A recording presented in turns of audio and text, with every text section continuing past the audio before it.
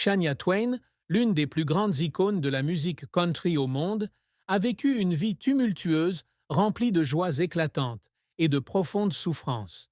Si l'on devait souligner la plus grande tristesse de sa vie, ce serait sûrement la perte soudaine de ses parents adoptifs, Jerry Twain et Sharon Morrison, dans un horrible accident de voiture le 1er novembre 1987.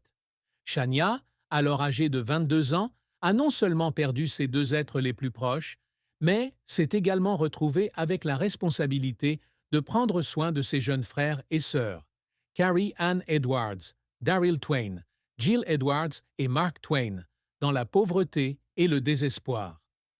Née le 28 août 1965 à Windsor, Ontario, Canada, sous le nom d'Eileen Regina Edwards, Shania a grandi dans une famille compliquée. Sa mère, Sharon, a divorcé de son père biologique Clarence Edwards lorsque Shania était jeune, puis s'est remariée avec Jerry Twain, un Ojibwa qu'elle considérait comme son vrai père. L'enfance de Shania n'a pas été facile. Sa famille était souvent pauvre, ses parents se disputaient et elle a été témoin de violences domestiques très tôt.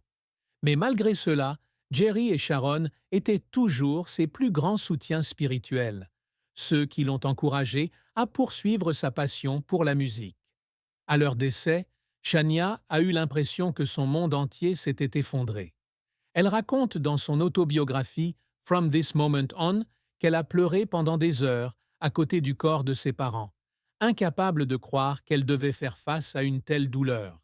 Cette tristesse n'était pas seulement une perte personnelle, mais aussi un fardeau soudain placé sur ses épaules. Avec de jeunes frères et sœurs, Shania a été forcée d'abandonner ses rêves musicaux pour travailler dans un centre de villégiature en Ontario, chanter dans des bars et faire tout ce qu'il fallait pour subvenir aux besoins de sa famille.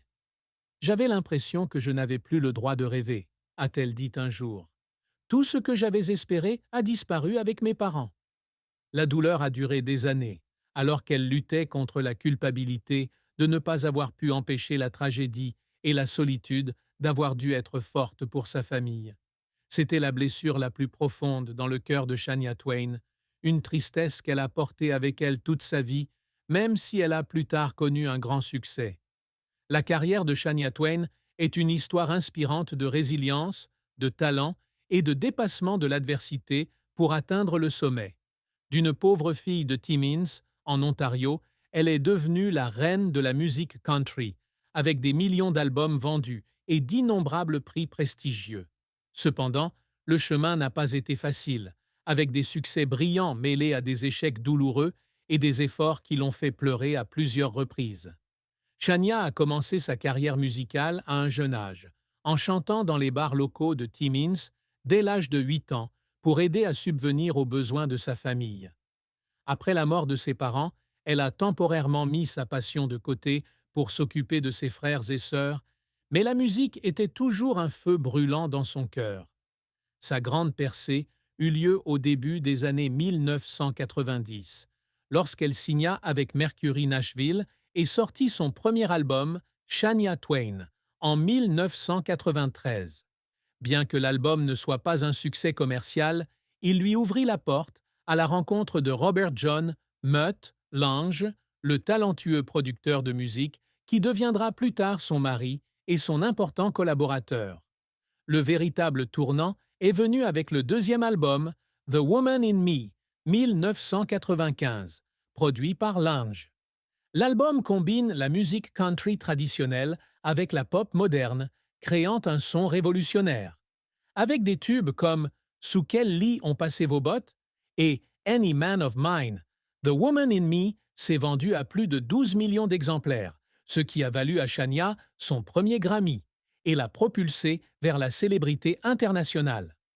Le succès a suivi avec l'album Come On Over, 1997, l'album le plus vendu de tous les temps par une artiste féminine, avec des ventes de plus de 40 millions d'exemplaires dans le monde. Des chansons comme You're Still the One, Man, I Feel Like a Woman et That Don't Impress Me Much a non seulement dominé les charts, mais a également redéfini la musique country, élargissant l'influence du genre dans le monde entier. Shania continue d'affirmer sa position avec l'album Up 2002, qui s'est vendu à plus de 20 millions d'exemplaires et des tournées massives telles que Come On Over Tour et Up Tournée. Elle a reçu 5 Grammy Awards, 27 BMI Songwriter Awards et de nombreuses autres distinctions, devenant ainsi la première artiste country à obtenir 3 certifications Diamond consécutives de la RIAA. Sa carrière a atteint son apogée lorsqu'elle a été honorée d'une étoile sur le Hollywood Walk of Fame en 2011, témoignage de son talent et de son influence. Cependant, la carrière de Shania n'a pas été sans revers. Le premier album de Shania Twain, 1993, ne s'est vendu qu'à environ 100 000 exemplaires, un nombre modeste comparé aux attentes de la maison de disques. Elle s'est sentie déçue de ne pas pouvoir exprimer sa personnalité musicale sur cet album, étant contrainte par le style imposé par le label. Un revers plus grave est survenu en 2004, lorsqu'on lui a diagnostiqué la maladie de Lyme après avoir été mordu par une tique lors d'une randonnée.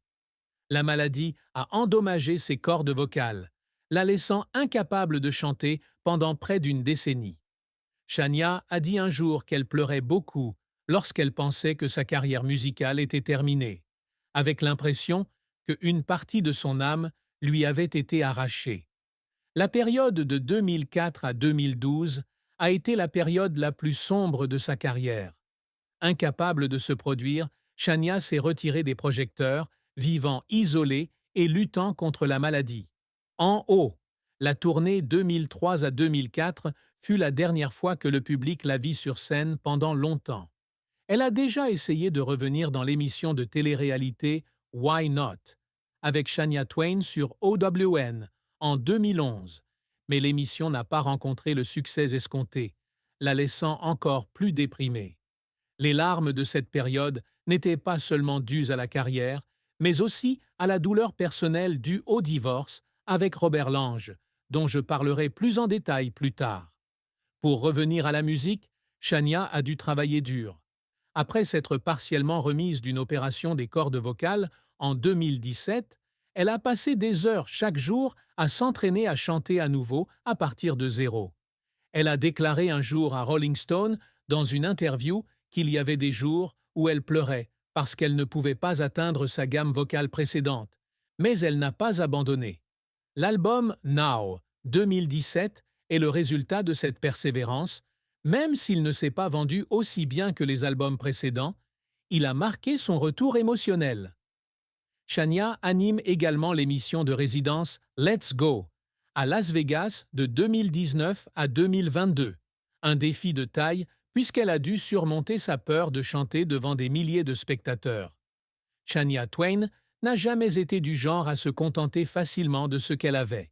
Tout au long de sa carrière et de sa vie, elle s'est toujours fixé des objectifs ambitieux et a travaillé sans relâche pour les atteindre. L'une de ses plus grandes réussites a été de briser les barrières de la musique country, en faisant connaître le genre à un public mondial. Avec Come On Over, elle a fait exactement cela, transformant la musique country d'un genre régional en un phénomène pop mondial. Je voulais prouver que la musique n'a pas de limite, et je l'ai fait, a-t-elle déclaré un jour. Une autre réussite a été de vaincre la maladie de Lyme pour revenir sur scène. Shania considère que chanter à nouveau après des années de perte de voix est la plus grande victoire de sa vie. Elle a passé des années à se rétablir, non seulement physiquement, mais aussi mentalement, dans l'espoir d'inspirer les autres à ne pas abandonner face à l'adversité. Le spectacle en résidence à Las Vegas et la tournée Queen of Me témoignent de cette résilience, alors qu'elle se tenait devant des dizaines de milliers de spectateurs, chantant avec toute sa passion malgré sa voix changée. Shania s'efforce également de laisser un héritage musical intemporel.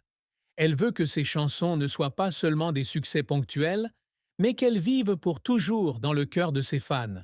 « Tu es toujours la bonne » et « Mec, je me sens comme une femme » a réussi à devenir un symbole d'amour et de féminisme. De plus, elle aspire à être une excellente mère pour son fils Aja Lange, en lui enseignant la patience et le courage qu'elle a appris au cours de sa vie.